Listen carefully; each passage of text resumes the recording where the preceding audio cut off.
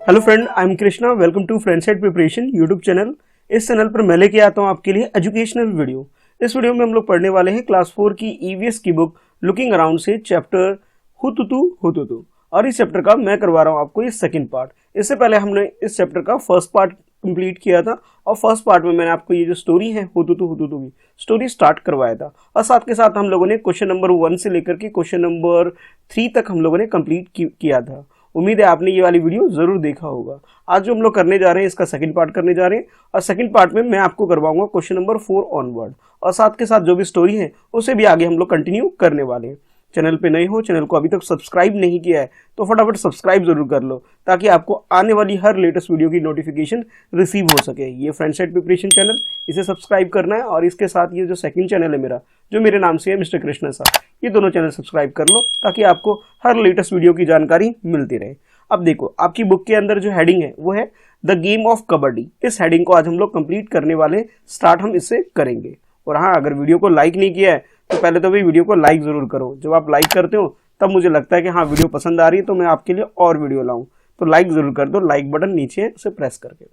तो इसमें आपसे बताया जा रहा है इस टॉपिक के अंदर कबड्डी के बारे में। जैसे प्रीवियस वीडियो में हमने कबड्डी के बारे में डिटेल में जाना था कि किस तरह से कबड्डी खेला जाता है, और जो पिक्चर्स वगैरह था उसे भी हमने देखा था। तो यहाँ आपसे बोला जा रहा है द गेम ऑफ कबड्डी, यानी कि कबड्डी के गेम में क्या होता है वो जानते हैं। So this is what a game of kabaddi is like: pushing, pulling, screaming, shouting, dragging, falling on the ground. It is a rough game, yet it has many rules. अब कबड्डी के गेम के बारे में आपको बताया जा रहा है। अगर इस गेम के बारे में बोलें तो इस गेम में पुश किया जाता है, तो पुशिंग एक्टिविटी होती है इसके अंदर। पुल करते हैं, दूसरा प्लेयर होता है, हम उसे अपोजिट टीम का जो प्लेयर होता है उसे हम पुल करते हैं, उसे उठाते हैं, उसे धक्का देते हैं, और इसके साथ साथ हम स्क्रीमिंग और शाउटिंग, यानी कि चीखते हैं, चिल्लाते हैं, ये इस टाइप का गेम है। और साथ के साथ हम लोग क्या करते हैं, ड्रैग करते हैं। जब हमें कोई टीम पकड़ लेती है और हमें सेंटर लाइन पर जाना होता है तो हम लोग क्या करते हैं, ड्रैग करके आगे पहुंचते हैं। और ग्राउंड पे गिरना तो नॉर्मल है इस गेम के अंदर। यानी अगर आपको कबड्डी के गेम को थोड़ा डिफाइन करना हो तो आप कह सकते हो a game which involve these activity: pushing, pulling, screaming, shouting, dragging, falling on the ground. ये सब एक्टिविटी है जिस एक्टिविटी को हम खेलते हैं तो हम करते हैं। तो आप ये कह सकते हो ये जो गेम है काइंड ऑफ रफ गेम है, यानी इसमें धूल मिट्टी तो लगता ही लगता है, हमारे कपड़े भी गंदे होते होते हैं। ये इस टाइप का गेम है। Yet it has many rules, और इन सब के बावजूद इस गेम के अंदर बहुत सारे रूल्स भी बने हुए हैं। ऐसा नहीं है कि हम जैसे तैसे खेल लेंगे, बल्कि हम इसके अंदर एक रूल को फॉलो करते हैं ताकि कोई फाइटिंग वगैरह ना हो, किसी को इंजरी वगैरह ना हो। उस चीज़ के प्रोटेक्शन के लिए, यानी अच्छे से गेम कंटिन्यू रहे, उसके लिए इसके अंदर बहुत सारे रूल्स भी बनाए गए हैं। आपको याद होगा, जैसे मैंने फर्स्ट पार्ट कंप्लीट कराया था तो मैंने आपको बताया था जब भी कोई रेडर रेड करने जाता है तो रेडर को टाइम दिया जाता है 30 सेकेंड्स का। यानी कि जब इंटरनेशनल लेवल पे जो मैचेस होते हैं, जैसे प्रो कबड्डी लीग हमारी कंट्री में होता है, और इसके अलावा जो कबड्डी के वर्ल्ड कप वगैरह होते हैं, उसमें 30 सेकेंड्स दिए जाते हैं कि उसके अंदर रेडर को जा करके अपोजिट टीम के प्लेयर को आउट करना होता है। ठीक है, अगर वो टाइम ज़्यादा ले लेता है तो रेडर ही आउट हो जाता है। ठीक है, और भी बहुत सारे रूल हैं जो आप लोगों ने भी जाना है इस गेम के अंदर जब हमने फर्स्ट पार्ट कंप्लीट किया था। अब आपसे बोला जा रहा है it has lot of fun and lot of exercise, यानी कि इस गेम की बात करें, इसके अंदर बहुत मजा आता है, बहुत फन होता है, और साथ के साथ इसके अंदर एक्सरसाइज भी हो जाती है। यानी इस गेम के अंदर पूरा मसल पावर हमारा लगता है, हमारी एनर्जी लगती है। तो आप ये कह सकते हो कि इस गेम के अंदर आपकी एक्सरसाइज बहुत अच्छे से हो जाती है, और मजा तो आता ही आता है। तो अब इसलिए बोला जा रहा है it is lot of fun, यानी कि ये गेम कैसा है, इसके अंदर बहुत मौज मस्ती है, और इसमें पूरी एक्सरसाइज हमारी हो जाती है।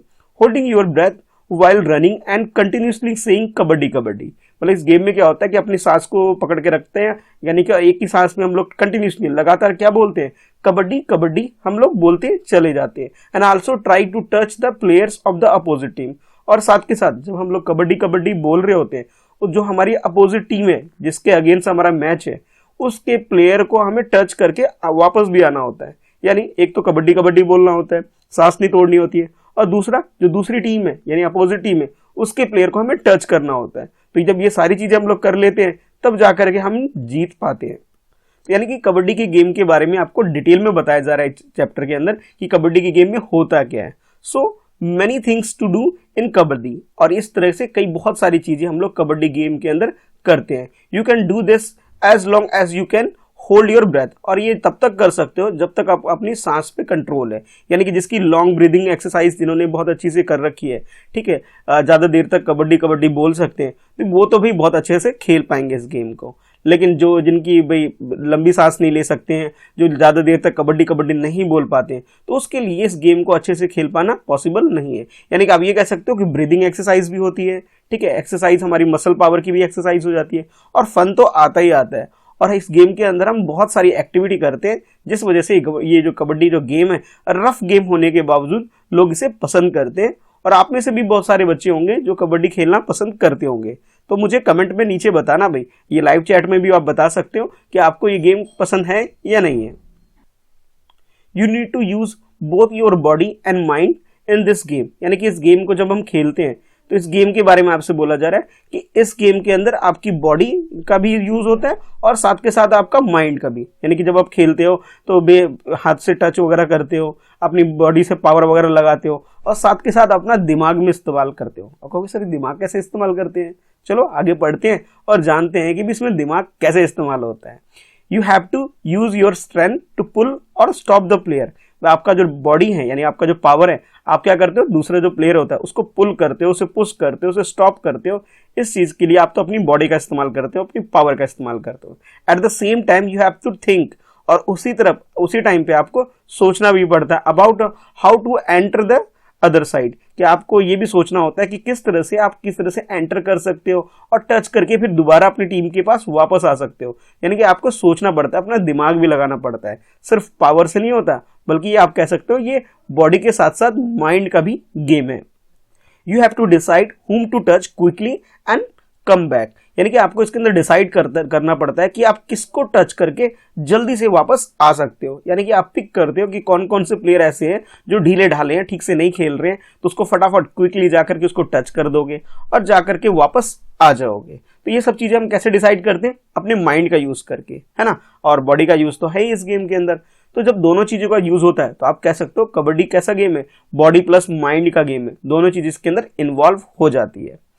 If you get caught then how do you reach the line in the centre. और उसके बाद अगर आप लोगों ने, आपको जो मान लो कि सपोज कर लो कि आप क्या हो, रेडर हो भाई, ठीक है, रेडर का काम क्या होता है, जाके रेड करके आना और प्लेयरों को आउट करना। लेकिन जो डिफेंडर है, ठीक है, वो डिफेंडर ने आपको क्या किया, पकड़ लिया, होल्ड कर लिया, तब आप बाहर कैसे निकलोगे, सेंटर लाइन तक आओगे कैसे? तो ये भी आपको दिमाग लगाना पड़ता है। और क्या करते हो आप, कबड्डी कबड्डी बोलते रहते हो और धीरे धीरे ड्रैग करते रहते हो अपने आप को, और फिर सेंटर लाइन पर आ जाते हो। याद करो जब मैंने आपको इस चैप्टर का फर्स्ट पार्ट कंप्लीट कराया था तो मैंने श्यामला का दिखाया था, तो श्यामला को सबने होल्ड कर लिया था, है ना, फिर भी उसने हार नहीं माना था और कबड्डी कबड्डी बोलती रही थी और धीरे धीरे धीरे ड्रैग करते करते करते वो सेंटर लाइन पर आ गई थी। यानी इसके अंदर देखो माइंड का भी यूज आपको साफ साफ दिखाई दे रहा है कि उसने सोचा कि भी हाँ इन लोगों ने मुझे पकड़ रखा है, पर मैं धीरे धीरे करके सेंटर लाइन तक पहुंच सकती हूँ, पूरा इस्तेमाल कर सकती हूँ। तो इसलिए आप कह सकते हो कबड्डी कैसा गेम है, बॉडी प्लस माइंड, बॉडी का भी इस्तेमाल होता है, माइंड का भी इस्तेमाल होता है, दोनों चीज को अच्छे से जो बैलेंस करके खेलता है वो क्या होता है, वो विनर हो जाता है, उस गेम को जीत जाता है। तो ऐसा मत सोचना कि ये बॉडी यानी पावर का गेम है, बल्कि ये पावर के साथ साथ माइंड का भी गेम भी है। कुछ लोग क्या करते हैं, एनर्जी कम लगाते हैं, अपने दिमाग से खेलते हैं, ट्रिक लगाते हैं और मैच को जीत लेते हैं। तो आप लोग भी कबड्डी के जो मैचेस वगैरह होते हैं उसे देखा करो, उसमें बहुत कुछ सीखने को मिलेगा कि किस तरह से अपनी एनर्जी को कम बचा करके सही टाइम पे सही एनर्जी लगाना होता है। तो ये सारी चीजें आपको इसके अंदर बताई जा रही है। तो देखो भी ये सारे कॉन्सेप्ट अगर अच्छे से आपको समझ में आ रहे हैं तो इस वीडियो को भी अपने दोस्तों में भी शेयर जरूर किया करो। नीचे शेयर बटन है, फटाफट वीडियो को शेयर कर डालो भी व्हाट्सएप पे अपने दोस्तों को, ठीक है। अच्छा अब आगे देखते हैं आगे क्या होता है। तो अब आगे आपके लिए क्वेश्चन है भी, आपको होगा सर क्वेश्चन, हाँ बिल्कुल, क्योंकि आपने भी फर्स्ट पार्ट में question number 1, question number 2 and question number 3 complete किया था। तो अब आपके लिए एक्टिविटी भी कह लो इसे, और इसके साथ साथ इसे आप क्वेश्चन भी कह सकते हो। तो ये है आपके लिए क्वेश्चन नंबर 4, ठीक है। तो पहले एक बार पढ़ते हैं, समझते हैं। और जिन बच्चों ने ये 3 क्वेश्चन मिस कर दिए हैं और स्टार्टिंग की स्टोरी मिस कर दी है, तो वो बच्चे जाके भी फर्स्ट पार्ट जरूर देखो फ्रेंडशिप प्रिपरेशन पर। और टाइटल है आपका ये हुतुतु, ठीक है, बाय कृष्णा सा लिखोगे आपको मिल जाएगा, ठीक है, जाके सर्च करो। अच्छा उसके बाद नेक्स्ट जो 4th क्वेश्चन है इसको पढ़ लेते हैं। इसमें आपसे बोला जा रहा है try to hold your breath and keep saying kabaddi kabaddi, how many times could you say it. अब आपके लिए एक्टिविटी ये है कि आप एक ही सांस में बिना रोके आपको कबड्डी कबड्डी बोलना है, ठीक है, बिना रोके। और 1 मिनट के अंदर, ठीक है, 1 मिनट के अंदर या आप कितनी बार बोल पाते हो, कितनी देर तक आप बोल पाते हो, ये आपके लिए क्वेश्चन है। तो जैसे क्वेश्चन है, try to hold your breath and keep saying kabaddi kabaddi, how many times could you say it, आप कितनी बार तक, यानी कि बिना सांस तोड़े लगातार आप नॉन स्टॉप कबड्डी कबड्डी कितनी बार बोल पाते हो, ये आपको बताना है। तो चलो भाई वीडियो को रोको और कबड्डी कबड्डी कबड्डी कबड्डी कबड्डी कबड्डी कबड्डी कबड्डी कबड्डी कबड्डी कबड्डी कबड्डी कबड्डी कबड्डी कबड्डी ऐसे बोलो, और अपने किसी फ्रेंड को बोलो कि वो, या फिर अपने घर में अपने भाई को, अपनी बहन को बोलो कि काउंट करे कि आपने कितनी बार कबड्डी कबड्डी बोला है, ठीक है। और उसके अकॉर्डिंग आप अपना आंसर लिख दो कि नंबर ऑफ टाइम्स कितनी बार आपने बोला। सपोज कर लेता हूँ आप लोग 30 टाइम्स बोल पा रहे, तो अब आपका आंसर क्या होगा, 30 टाइम्स, ठीक है, बहुत ईजी है। अगर आपने 40 टाइम्स बोला है तो 40 टाइम्स हो जाएगा। अगर आपने 19 टाइम्स ही बोला, थोड़ा कम बोला है, तो 19 टाइम्स हो जाएगा। तो जितनी बार आपने बोला वो आपको आंसर में लिख लेना है, ठीक है। ये एक एक्टिविटी करने के लिए एक तो आप खुद से एक्टिविटी करोगे और दूसरा किसी को बोलोगे कि वो आपको काउंट करे, गिने कि आप कितनी बार बोल पा रहे हो, ठीक है। तो करो इस क्वेश्चन को नोट और इसके साथ साथ आंसर लिख डालो कि आपने कितनी बार बोला है, 18 times, 19 times, 20 times, 30 times, 50 times, जितनी बार आपने बोला उतना आपको आंसर में लिख देना है। देखो हर बच्चे का आंसर अलग अलग हो सकता है। अब इसके बाद नेक्स्ट जो है आपके लिए क्वेश्चन नंबर 5 है, इसे पढ़ लेते हैं, ठीक है, और उसके बाद इस क्वेश्चन का भी आंसर लिखेंगे। तो इस क्वेश्चन में आपसे बोला जा रहा है, how many times can you say it while you are playing kabaddi, is there any difference. अब देखो ये तो जो 4th वाली जो एक्टिविटी है, ये आपने कब किया, जब मैंने आपको बोला कि भी वीडियो को रोको और ये एक्टिविटी करो और जितनी बार आप कर पाते हो गया। लेकिन अब जो नेक्स्ट एक्टिविटी जो आपको करनी है, ये आपको कबड्डी का गेम खेलना है भाई पहले, ठीक है। और उस गेम में आप कबड्डी कबड्डी कितनी बार बोल सब पाते हो, जब आप रेड करने जाते हो, यानी अपोजिट टीम में प्लेयर को आउट करने जब जा रहे हो, तो आप कितनी बार कबड्डी कबड्डी कबड्डी कबड्डी बोल पा रहे हो, ठीक है, वो आपको नोट करना है। किसी को बोलो कि भी जब आप रेड करने जाओ तो काउंट कर ले, ठीक है। तो जैसे जितनी बार भी किया वो आपको लिख लेना है कि आपने 20 टाइम्स किया, 15 टाइम्स किया, 50 टाइम्स किया, जितनी बार भी किया आपको अपने आंसर में लिख लेना है। सपोज कर लो आपने ज़्यादा देर तक नहीं बोल पाए, 20 टाइम्स ही बोल पाए, क्यों, क्योंकि जो दूसरी टीम है, अपोजिट टीम है, वो आपको पकड़ेगी भी, तो वो आपको आउट भी तो करेगी, तो इसलिए आप ज़्यादा देर तक थोड़ी रुकोगे उसके पाले में, फटाफट वापस भी आओगे। तो हो सकता है आप जितना वैसे बोल पा रहे थे उससे कम ही बोल पाओगे। तो मैं मान के चल रहा हूँ 20 टाइम्स से, तो आपका आंसर क्या होगा, 20 टाइम्स। अच्छा, उसके बाद आपसे बोला जा रहा है, इज देयर एनी डिफरेंस, क्या इसमें कोई डिफरेंस है। डेफिनेटली डिफरेंस तो दिख रहा है आपको कि पहले सपोज कर लो आपने 30 टाइम्स बोला था, अब आपने 20 टाइम्स बोला, तो डिफरेंस कितना आ गया। देखो मैथ्स हो गई ना, 30 माइनस 20। अब देखो ईवीएस की क्लास है और आपको मैं मैथ्स पढ़ा रहा हूँ, है ना, देखो मैथ्स का इस्तेमाल भी हो गया। तो अब ये क्या हुआ, हाँ डिफरेंस है, yes there is a difference of 10 times. Yes आप लिख सकते हो, yes there is a difference of 10 times. कितने टाइम्स डिफरेंस आ रहा है, 10 टाइम्स का आ रहा है। बस ये आपको आंसर में मेंशन कर देना है। यानी क्वेश्चन नंबर 5 के आंसर में आप लोग क्या करोगे, पहले तो ये मेंशन करोगे भी कि भी आपने कितनी बार बोला, ठीक है। तो आपने 20 टाइम्स बोला, 15 टाइम्स बोला, जितने टाइम्स होता वो, और फिर उसके बाद जो भी आपका डिफरेंस आ रहा है आप वो डिफरेंस लिख दोगे कि माई डिफरेंस, या फिर डिफरेंस लिख सकते हो कितने डिफरेंस आ रहा है, तो ये माइनस करके दिखा देना। 30 माइनस 20 मैंने जैसे किया है वैसे आपका जो भी आएगा दोनों रिजल्ट कैलकुलेट करोगे और आंसर मेंशन कर दोगे, ठीक है। तो बहुत इजी है, आप लोग करना, ये दोनों चीज करना, और नीचे कमेंट में भी आप लोग मुझे बताना कि आपका आंसर क्या है, ठीक है। आप दोनों, पहले वाला आंसर, दूसरे वाला आंसर क्या है, और उसके बाद दोनों का डिफरेंस क्या आ रहा है मुझे भी मेंशन करके बता देना, ठीक है। चलो अब मैं आगे बढ़ता हूँ, अब आगे देखते हैं आगे क्या है। Next time when you play kabaddi focus your attention on your leg. अब आपसे बोला जा रहा है कि नेक्स्ट टाइम जब आप कबड्डी खेलोगे तो आपका जो अटेंशन होना चाहिए, आपका जो ध्यान होना चाहिए, वो किस पे होना चाहिए, ऑन योर लेग्स, आपके पैरों पे होना चाहिए, योर आर्म्स एंड आई। ये 3 चीजें हैं, और तीनों का जो कोऑर्डिनेशन अगर अच्छे से आपके पास है, यानी आपके पैरों का, आपके हाथ का और आपके आईज का, इन तीनों पर ध्यान देना है कि आपको अच्छे से अपनी आंखें इस्तेमाल करना है, कि देखना है कि भी कौन आ रहा है कौन नहीं आ रहा है, और अपने आर्म्स का भी इसी तरह से, और लेग्स का भी। You will notice that good coordination is required between eye, legs and arms। यानी हमारी आंखों, हमारे पैर और हमारे हाथों, इन तीनों का अगर अच्छा कोऑर्डिनेशन है तो अब हम अच्छा कबड्डी खेल पाते हैं, ये आप नोटिस करोगे। और जो भी अच्छे से इनका इस्तेमाल करता है, अपने हाथों का, अपने पैरों का और अपनी आंखों का अच्छे से इस्तेमाल करता है, वो बच्चे हमेशा कबड्डी बहुत अच्छे खेलते हैं। तो नेक्स्ट टाइम जब आप खेलोगे ये जो एक्टिविटी करने के लिए, यानी क्वेश्चन नंबर 5 के सॉल्यूशन के लिए, जब आप कबड्डी खेलोगे तो आप ध्यान रखना कि भी आप ये सारी चीजें अच्छे से करो, यानी आपका जो कोऑर्डिनेशन होना चाहिए वो बेस्ट होना चाहिए, ठीक है। अच्छा, अब इसके बाद नेक्स्ट है आपके लिए क्वेश्चन नंबर 6। पहले एक बार क्वेश्चन को पढ़ते हैं, क्वेश्चन में क्या है समझते हैं, और फिर उसके अकॉर्डिंग हम लोग आंसर करेंगे। तो क्वेश्चन है, make a picture in your notebook to show how Shyamala manage to get the entire opposite team out in one go, यानी one go means one single raid के अंदर जो श्यामला ने क्या किया था, जो अपोजिट टीम है उसको आउट कर दिया गया था। तो उस आउट करने की जो पिक्चर है ये आपको ड्रॉ करनी है। तो देखो आपकी बुक के अंदर ये मेंशन है ये पिक्चर, तो आप अपनी बुक से ही ये पिक्चर ड्रॉ कर सकते हो। यानी ये जो पिक्चर आपको मैंने थोड़ी देर पहले दिखाया है, इसको ही आप क्या करोगे, आंसर नंबर 6 में अच्छे से ड्रॉ कर लोगे। इजी काम है, मुश्किल नहीं है, और उम्मीद करता हूं कि आप लोग बहुत अच्छे से इसकी ड्राइंग कर लोगे, ज्यादा मुश्किल नहीं है। तो इसके लिए सबसे पहले क्या करोगे, आप ये जो क्वेश्चन है आपके पास, ठीक है, क्वेश्चन नंबर 6, इसे नोट कर लोगे अच्छे से। ठीक है, जब आपको क्वेश्चन नंबर 6 हो जाए फिर वीडियो को अच्छे से पॉज कर लो, और पॉज करने के बाद ड्राइंग करोगे। और ध्यान रहे जब आप ड्राइंग करोगे तो ये आंसर नंबर 6 लिखना मत भूलना। ज्यादातर बच्चे क्या करते हैं, आंसर लिखना ही भूल जाते हैं कि कौन सा आंसर है, और क्वेश्चन का जो नंबर है 6 ये भी आपको मेंशन करना है, और ये पिक्चर ड्रॉ कर लोगे। ये जो बच्ची आपको दिख रही है ये कौन है, श्यामला है। और ये जो येलो कलर वाले जो दिख रहे हैं बच्चे, ये क्या अपोजिट टीम है, जो दूसरी टीम वाले जो इसको होल्ड कर रहे थे, इसे आउट करने की कोशिश कर रहे थे। लेकिन इसने क्या किया, जो सेंटर लाइन है इसे ड्रैग करके यहाँ तक ये पहुंच गई, और फाइनली इसको टच भी कर दिया था इसने, और जिसकी वजह से ये जो येलो टीम दिख रही है ये सारे के सारे टीम आउट हो गए, सारे प्लेयर ऑल आउट हो गए थे।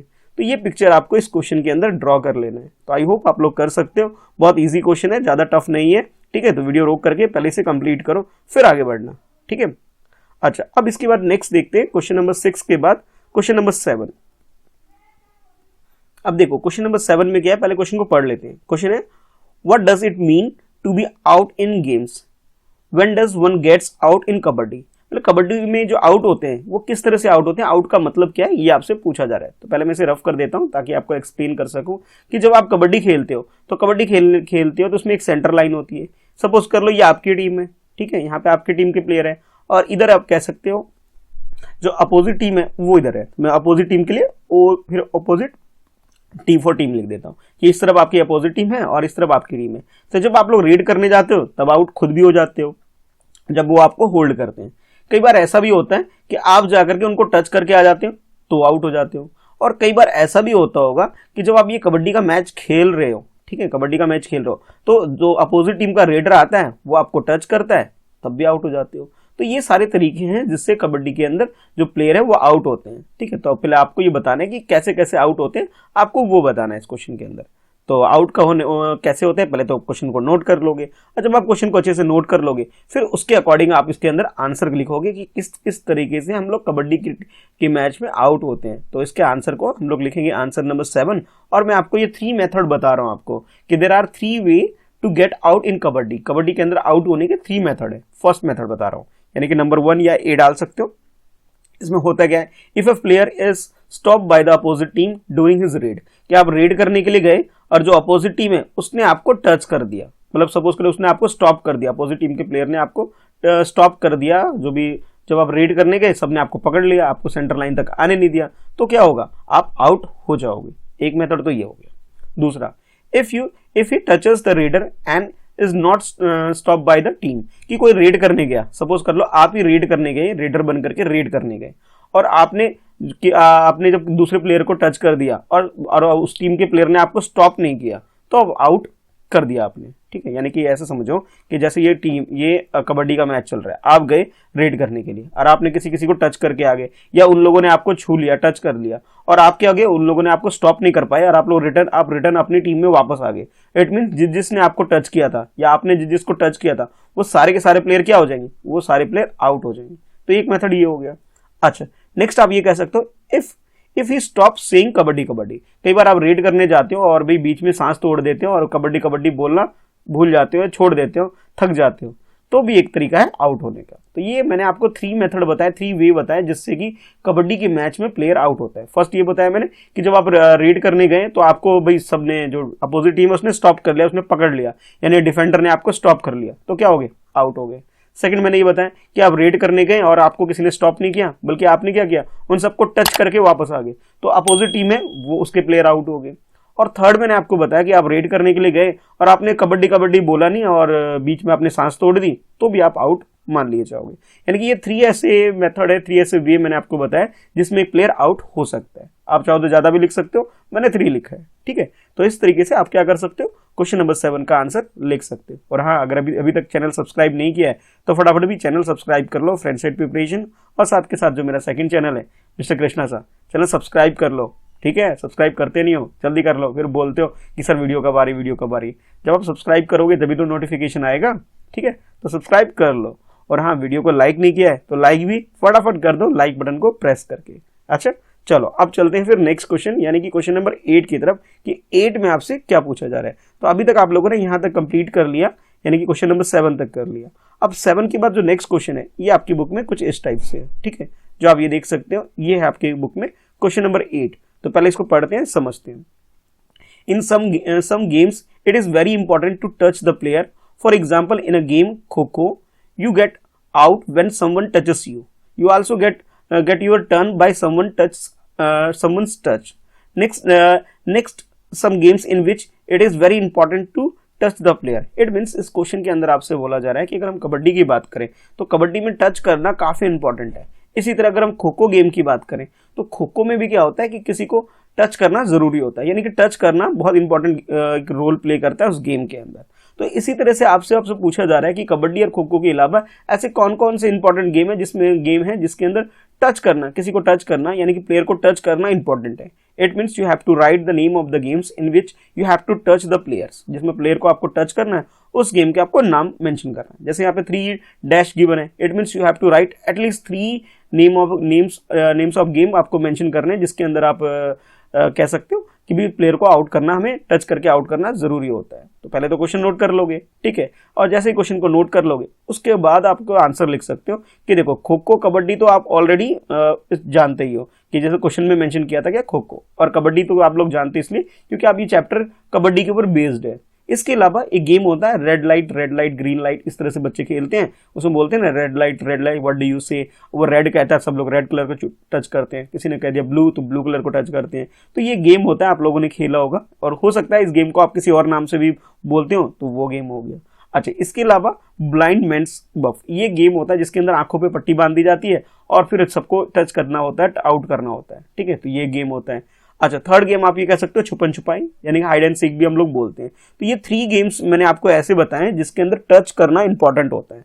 कबड्डी और खो खो में तो होता ही होता है। इसके अलावा नेक्स्ट 3 जो मैंने आपको बताया कुछ स्टेप से, हो सकता है आप में से बहुत सारे बच्चे ये होंगे कि इस गेम को किसी अलग अलग नाम से जानते हो, किसी अलग अलग नाम से पुकारते हो। तो या तो आप ये वाले आंसर लिख लो, या फिर आप ऐसा कर सकते हो जिस नाम से आप इस गेम को बोलते हो वो नाम भी आप अपने आंसर में लिख सकते हो। ठीक है, इजी क्वेश्चन है, इसलिए आप इसे कंप्लीट कर सकते हो। ठीक है, चलो अब देख लेते हैं नेक्स्ट क्वेश्चन, यानी कि क्वेश्चन नंबर 9 देखते हैं। तो ये आपकी स्क्रीन पर question number 9। In kabaddi the entire team was out because Shyamala had touched the line. What are some other games in which the centre line is very important. तो अब जैसे आपने पिक्चर देखा, इस पिक्चर में श्यामला जो बच्ची है उसने सेंटर लाइन को टच किया और पूरी की पूरी टीम को उसने आउट कर दिया। तो इसी तरह से आपको क्या करना है कि other games other than kabaddi को छोड़ के ऐसे गेम का नाम बताना है जिसके अंदर सेंटर लाइन होता है और वो बहुत ज्यादा इंपॉर्टेंट रोल प्ले करता है। ठीक है, यानी कि लाइन, बीच में एक लाइन खींची हुई होती है कबड्डी की तरह। तो ऐसे कौन कौन से गेम है जिसमें लाइन खींची होती है, उस गेम का आपको नाम मेंशन करना है। कबड्डी तो है ही, लेकिन कबड्डी नहीं लिखेंगे भाई, क्यों? कबड्डी का तो भाई ऑलरेडी मेंशन है ही इस क्वेश्चन के अंदर, इन कबड्डी बोला गया। तो कबड्डी को छोड़ करके बाकी जो गेम है वो आपके आंसर होंगे। ठीक है, तो पहले क्या करोगे, क्वेश्चन को अच्छे से नोट कर लोगे, और क्वेश्चन को नोट करने के बाद अपना आंसर लिखोगे। और आंसर कुछ इस तरह से हो सकता है कि देखो, फर्स्ट मैंने आंसर लिखा है हॉकी के अंदर भी मिड हाफ डिसाइड करने के लिए कि भाई कौन सी टीम का कौन सा हाफ है, तो एक लाइन ड्रॉ की जाती है। इसी तरह फुटबॉल में भी आपने देखा होगा कि लाइन ड्रॉ की जाती है सेंटर पे, जिससे डिसाइड होता है कि कौन सी टीम का कितना एरिया है, कौन सा हाफ है। उसके अलावा टग ऑफ वार, जिसे हम रस्सा कस्सी भी बोलते हैं, जिसमें रस्सी खींचनी होती है, उसके अंदर भी लाइन खींची जाती है। तो ये कुछ 3 गेम्स हैं जो आप नाम मेंशन कर सकते हो कि भी एक तो हो गया हॉकी हो गया, सेकंड आपका फुटबॉल हो गया, थर्ड आपका टग ऑफ वार, जिसे हम लोग रस्सा कस्सी भी बोलते हैं। ठीक है, तो ये कुछ गेम्स हैं जिसमें कि हमें सेंटर लाइन हमारे लिए बहुत इंपॉर्टेंट रोल प्ले करते हैं। तो अपना आंसर को लिख सकते हो कि कबड्डी के अलावा hockey, football and tug of war are some other games in which the centre line is very important, कि ये कुछ ऐसे गेम है जिसके अंदर आप कह सकते हो जो सेंटर लाइन है बहुत इंपॉर्टेंट रोल प्ले करता है। ठीक है, नंबर डाल के भी आप लिख सकते हो 1 2 3 करके, और फिर आप बता सकते हो these are the games in which centre line play an important role during we play the game. ठीक है, तो इस तरह से आप इसका आंसर कर सकते हो। इजी है ना, समझ में आ रहा है? ठीक है, तो भाई वीडियो को लाइक जरूर कर दो अगर अभी तक नहीं किया है तो। देखो बार बार बोलता हूँ तो एक बार सुन के मान भी लिया करो। अच्छा, अब इसके बाद नेक्स्ट जो है क्वेश्चन नंबर 9 के बाद नेक्स्ट है आपके लिए क्वेश्चन नंबर 10। तो 10 है आपके स्क्रीन पर, ये देखो ये वाला क्वेश्चन जो आपके ये नीचे दिखाई दे रहा है, क्वेश्चन नंबर 10। अब इसको भी पढ़ लेते हैं, इसमें क्या पूछा जा रहा है और उसके अकॉर्डिंग फिर हम लोग आंसर करेंगे। What are the games in which beside the player you have to touch some things or color? भी सिर्फ प्ले कुछ कुछ गेम ऐसे होते हैं ना जिसके अंदर प्लेयर को टच नहीं करना होता है, प्लेयर को छोड़ करके। जैसे कबड्डी में क्या करते हो, प्लेयर को टच करते हो, लेकिन कुछ गेम ऐसे होते हैं जिसमें हमें प्लेयर को टच करने की जगह किसी चीज को टच करना होता है, या फिर कई बार ऐसा होता है कि हमें किसी कलर को टच करना होता है। तो आपके लिए क्वेश्चन ये है कि आपको राइट लिखना है उस गेम के नाम जिसके अंदर आप लोग किसी चीज को टच करते हो या फिर किसी कलर को टच करते हो। ठीक है, यानी कि टच करने वाला काम करना होता है, उस गेम का आपको नाम मेंशन करना है। तो पहले तो क्या करोगे, क्वेश्चन नंबर 10 को अच्छे से नोट कर लोगे, और जैसे आप इसे अच्छे से नोट कर लोगे उसके बाद इसका आपको आंसर करना है कुछ इस तरह से। पहले तो क्वेश्चन नोट कर लिया, अगर नहीं किया अभी तक तो वीडियो को रोको, स्टॉप करो और फिर पहले तो क्वेश्चन को नोट कर लो और उसके बाद इसे प्ले करना है भाई। ठीक है, और उसके बाद इसके आंसर लिखना है। जैसे कटी पतंग तेरा कौन सा रंग, शायद इसी को रेड लाइट ग्रीन लाइट भी हम लोग बोलते हैं। अलग अलग बच्चे अलग अलग नाम से पुकार सकते हैं। एक तो ये गेम हो गया कि कटी पतंग तेरा कौन सा रंग, लाल तो लाल को टच करो, पीला तो पीला टच करो, येलो जोन सा भी बोला जाएगा आपको उस कलर को टच करना होगा। इसके अलावा जो लेमन रेस होता है जिसके अंदर एक स्पून दे दिया जाता है, स्पून के अंदर वो लेमन रख दिया जाता है और आप लोगों को इसको मुंह से होल्ड करके भी रेस को कंप्लीट करनी होती है। यानी आपने किसको टच किया, स्पून को और लेमन को किया हुआ है, ये आपका एक गेम हो गया। अच्छा, इसके अलावा आपने जलेबी रेस वगैरह देखा होगा कि जिसमें आपको भाग के जाना होता है और जलेबी टंगी हुई होती है जहाँ पे रस्सी में, आपको जलेबी को खा के आना होता है और ध्यान रखना होता है अपने हैंड यूज नहीं करना होता, आपको अपने मुंह से ही उछल उछल के खाना होता है। भी आप लोगों ने ये गेम खेला भी होगा स्कूल में जब एनुअल स्पोर्ट्स वगैरह होते हैं, इसमें बहुत ज़्यादा ये गेम होता भी है, तो आपने ये सब गेम जरूर खेला होगा। तो ये गेम के नाम आप लिख सकते हो। नंबर 1 मैंने आपको लिखवाया कटी पतंग तेरा कौन सा रंग, सेकंड नंबर पे मैंने आपको लिखा है लेमन रेस, थर्ड नंबर पे मैंने लगाया आपको जलेबी रेस। और कुछ बच्चे कहेंगे सर लेमन की जगह ना मार्बल भी यूज करते हैं, तो आप मार्बल रेस भी बोल सकते। मार्बल यानी कंचे, कि चम्मच में क्या करते हैं, कंचे रख देते हैं और आप चम्मच लेके जाते हो और भाई आपको ध्यान रखना है कि लेमन यानी जिस तरह लेमन ना गिरे उसी तरह जो आपके जो कंचे हैं यानी जो मार्बल है वो नीचे नहीं गिरना चाहिए, अगर गिर गया तो आप आउट हो जाओगे, है ना। तो मैंने ये 3 गेम्स के नाम आपको मेंशन करे हैं, ये लिखवाए। आप चाहो तो एज इट इज यही लिख लो आंसर। इसके अलावा कुछ और गेम भी जिसमें आप टच करने का काम होता है किसी दूसरी चीज को, तो वो भी आप लिख सकते हो। ठीक है, तो इस तरह से आपका ये जो क्वेश्चन नंबर 10 है ये कंप्लीट हो जाता है। अभी अच्छे से आपने इसे कर लिया होगा, ये मैं उम्मीद करता हूँ। तो और आपको ये सारी चीजें समझ में आ रही है भाई, तो अपने दोस्तों में से शेयर जरूर किया करो। जब ज्यादा बच्चे देखेंगे तो ज्यादा लोगों के रिस्पॉन्स आएंगे, फिर मुझे पता लगेगा कि हाँ भाई आप लोग अच्छे से इसे यूटिलाइज कर रहे हो। ठीक है, तो शेयर करो इस वीडियो को ज्यादा से ज्यादा। अच्छा, इसके बाद जो नेक्स्ट है, नेक्स्ट आप देखोगे तो आपकी बुक के अंदर जैसे अभी हम लोगों ने ये क्वेश्चन नंबर 10 किया था, तो 10 के बाद आप नेक्स्ट आपके लिए क्वेश्चन नंबर 11 आने वाला है। ठीक है, यानी कि ये वाला ये आपके लिए क्वेश्चन नंबर 11 आएगा। और इस क्वेश्चन नंबर 11 को आप देखो आपसे पूछा जा रहा है, यानी कि आपको खुद से आंसर करना है। जैसे पहले पढ़ लेते हैं, do you play kabaddi, is there a girls kabaddi team in your school. अब आपके लिए यहां तक तो क्वेश्चन नंबर 11 हो गया कि आप कबड्डी खेलते हो, तो आपका आंसर यस या नो में हो सकता है। यस आई प्ले कबड्डी, तो यस लिख सकते हो। अगर आप लोग नहीं खेलते हो, सर हम तो नहीं खेलते कबड्डी, तो आंसर क्या होगा, नो हो जाएगा। यानी अपने अकॉर्डिंग क्वेश्चन नंबर 11 का आपको आंसर लिखना है यस या नो में। ठीक है, फिर आपसे पूछा जा रहा है is there a girls kabaddi team in your school, कि अगर आपके स्कूल में कबड्डी की टीम है तो आप कह दो yes we have kabaddi team in our school. ठीक है, girls kabaddi team in our school आप लिख सकते हो यस, अगर है ये तो यस लिख दोगे, अगर नहीं है तो नो भी लिख सकते हो। तो लिख सकते हो yes we have girls kabaddi team in our school. ठीक है, ये अपने आंसर में यानी कि क्वेश्चन नंबर 11 के आंसर में आप लोग लिख सकते हो, बहुत ईजी है। ठीक है, अच्छा इसके बाद जो नेक्स्ट है डू यू थिंक। अब यहां से जो है ये आपके लिए एक्चुअली ये आपके लिए यहां से जो डू यू थिंक है मैं यहां पे लिख देता हूं, ये क्वेश्चन नंबर 12 स्टार्ट होता है। ठीक है, ये ब्रेक किया ना मैंने, ये लाइन ड्रॉ किया, ये ब्रेक किया है, इसे मैंने 11 तक कंप्लीट कर दिया, क्वेश्चन नंबर 11 तक। और इसके बाद जो है do you think that your grand mother play kabaddi when they were your age, ask them. अच्छा, अब इस क्वेश्चन के अंदर क्या है कि आपको ग्रैंड मदर यानी अपनी दादी से और अपनी नानी से क्वेश्चन पूछना है।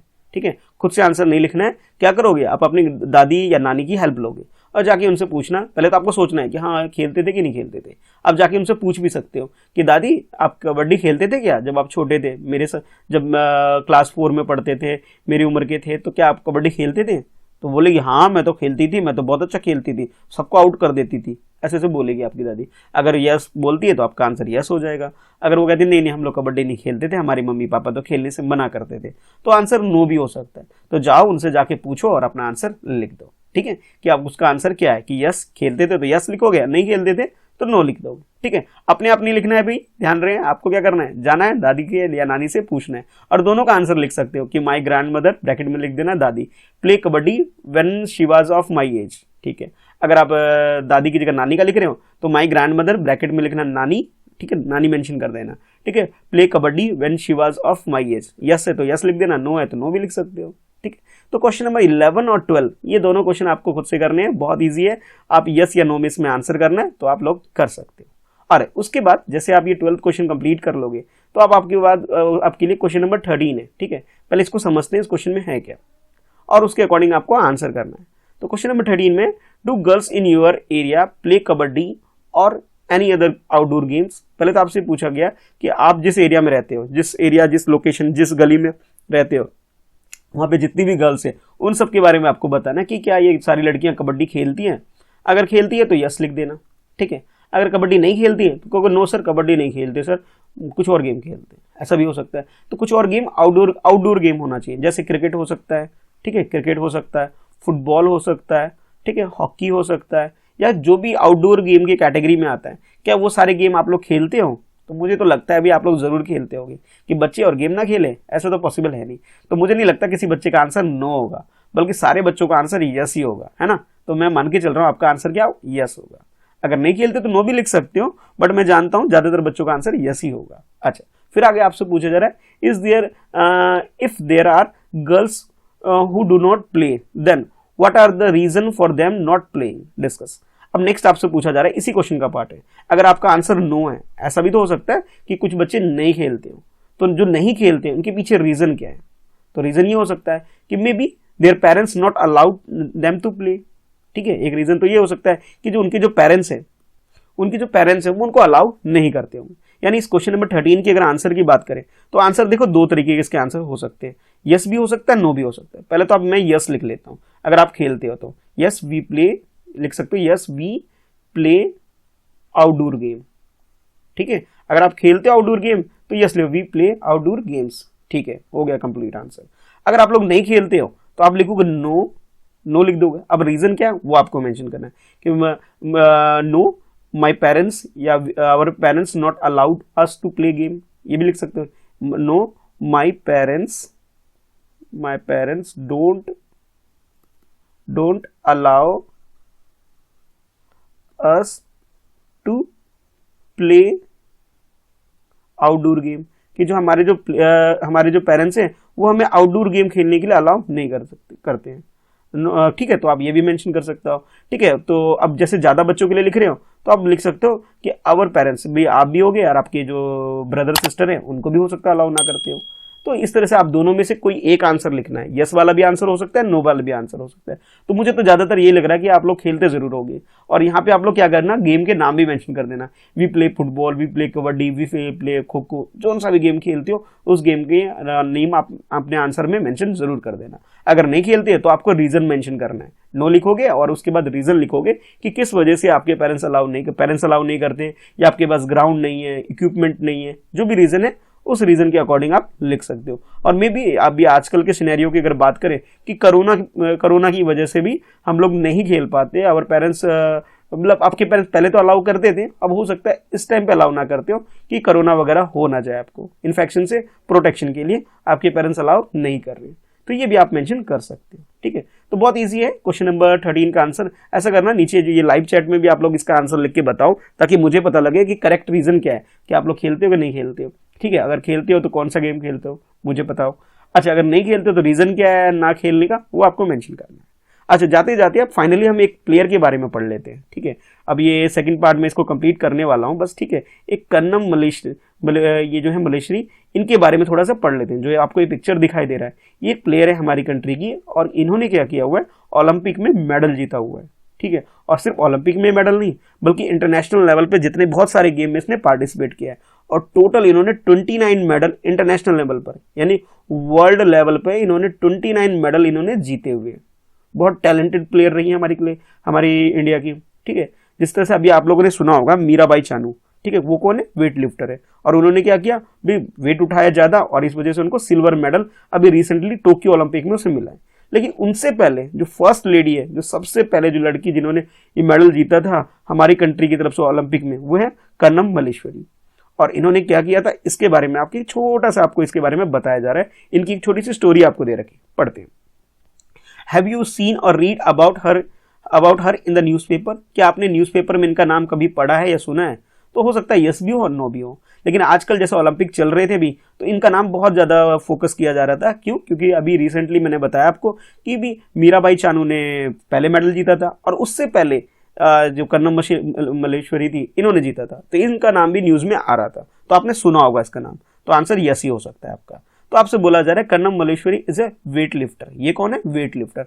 और वेट लिफ्टर कौन होते हैं? जो वजन उठाते हैं, और जो सबसे ज्यादा वेट उठाता है उसको मेडल दिया जाता है, ठीक है। Gold medal, silver medal, bronze medal, depend करता है, जिसने ज्यादा वेट उठाया उसको ज्यादा अच्छा मेडल मिलेगा, ठीक है। उनकी रैंक डिसाइड होती है। She lives in Andhra Pradesh, her father is a police constable. और ये कहाँ रहती थी? आंध्र प्रदेश में रहती है। आंध्र प्रदेश हमारी कंट्री में स्टेट है जहां पे ये रहती थी, ठीक है। और इसके जो फादर है वो पुलिस में कांस्टेबल है, यानी कि पुलिस की नौकरी इसके फादर करते हैं। अच्छा, फिर आपसे बताया जा रहा है कि Malleswari started lifting wait when she was 12 year old. जब वो 12 ईयर की थी, यानी कि आप ये कह सकते हो क्लास 6 में थी या क्लास 7th में थी, तब से वो ये गेम को खेलना उसने स्टार्ट कर दिया था, और जिसमें इसे वेट लिफ्ट करना होता था। Now see can lift a weight of 130 kilogram. और इनकी इतनी कैपेसिटी है कि 130 किलो तक वेट ये उठा सकती है। इसलिए बताया जा रहा है आपको कि शी कैन लिफ्ट इजीली, बहुत आसानी से 130 किलो तक का सामान ये उठा सकती है। इतना इनके अंदर एनर्जी, इतना इनके अंदर पावर है। जब भी तो 29 मेडल इन्होंने इंटरनेशनल लेवल पे जीते हुए। जब भी आपके लिए मेंशन किया गया कि Karnam has won 29 medals in international events. International level पे बहुत सारे गेम में इसने क्या किया, टोटल 29 मेडल जीते, बहुत है ना। तो जब भी तो इतनी टैलेंटेड प्लेयर है ये। हर 4 sister also practice weight lifting. और सिर्फ ये अकेली ये खुद ही नहीं खेलती थी, बल्कि इसकी जो 4 बहनें और हैं, वो सबकी सब बहनें क्या करती थी, वेट लिफ्टिंग का गेम खेला करती थी। तो देखो यहाँ तो बॉयज भी 130 kg उठाने तो बहुत बड़ी बात है, ये तो गर्ल्स होकर के लड़की होकर खेलती थी, और इन्होंने इंटरनेशनल लेवल पे इतने सारे मेडल जीते हुए है ना, बड़ी बात। तो आप लोग भी कोई भी एक गेम चूज करो और उसे खेला करो, और फिर बाद में फ्यूचर में आप लोग भी अपनी कंट्री के लिए मेडल जीत सकते हो, ठीक है। तो अब मैं ऐसा करता हूँ भाई, यहाँ तक ही रखता हूँ इसे, अब आगे ज़्यादा कंटिन्यू नहीं कर पाऊंगा, ठीक है। तो अब नेक्स्ट जो है बाकी जो चीज़ें हम लोग पढ़ेंगे नेक्स्ट पार्ट के अंदर, और नेक्स्ट पार्ट में मैं आपको करवाऊंगा 3 गर्ल्स की स्टोरी के बारे में, ठीक है। और ये जो 3 लेडी आपको दिख रही हैं, ये सब तीनों लेडी अपने टाइम पे बहुत बड़ी इंटरनेशनल लेवल पर बहुत अच्छी कबड्डी प्लेयर रही हैं हमारी कंट्री की तरफ से, और इन्होंने बहुत सारे मैचेस वगैरह भी खेले। तो ये हम लोग करेंगे इसके 3rd पार्ट के अंदर, जहां मैं आपको ये 3 गर्ल्स की स्टोरी बताऊंगा। और ये तीनों सिस्टर हैं, और तीनों ने क्या किया, इन्होंने भी कबड्डी खेला है। तो क्या है स्टोरी, क्या है क्या नहीं है, ये आपको इसके लिए 3rd पार्ट को देखना होगा। तो इस वीडियो का 3rd पार्ट जरूर देखना भी। चैनल को सब्सक्राइब नहीं किया है तो फटाफट चैनल को सब्सक्राइब कर लो, ताकि आपको हर लेटेस्ट वीडियो की नोटिफिकेशन रिसीव हो सके। वीडियो को लाइक कर दो भाई, और अपने दोस्तों में से शेयर करो। अगर आपने इस चैप्टर का 1st पार्ट मिस कर दिया है तो जाओ चैनल पर देखो और एंजॉय करो, सीखो कि मैंने आपको इस स्टोरी के अंदर क्या पढ़ाया और क्या क्या चीज़ें बताई है। और अभी तक अगर आपने मेरा टेलीग्राम ग्रुप ज्वाइन नहीं किया है तो आप इस नाम से सर्च करके @Mr. Krishna Saha से आप मुझे सोशल मीडिया पे फॉलो कर सकते हो, मेरा ग्रुप भी ज्वाइन कर सकते हो, ठीक है। तो thanks for watching, bye bye, मिलते हैं फिर नेक्स्ट वीडियो में।